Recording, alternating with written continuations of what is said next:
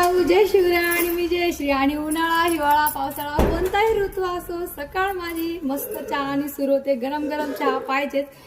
आता उन्हाळा सुरू झालाय तरी चहा पिणं कोण कोण सोडत नाही बरं. मी तर नाही सोडत बघ. आणि माझा चहा बनवायला पण खूप सोपं आहे. आणि या चहामुळे तुमची ऍसिडिटी कमी होणार, त्यानंतर तुमचं डायजेशन चांगलं होणार, एनर्जी दिवसभर टिकून राहते, फ्रेश राहतो आपण.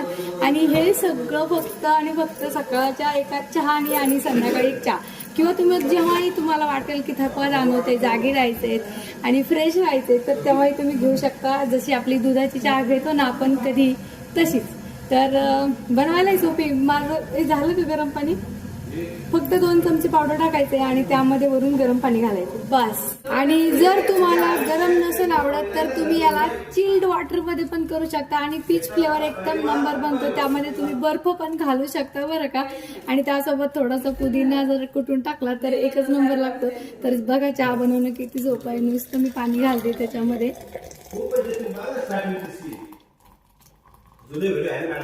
हा मग मी टाकला होता ना आता. तर बनली बघा माझी एनर्जी ड्रिंक. तुमची कशी बनते किंवा तुम्हाला हवी असेल तर नक्की फोन करा.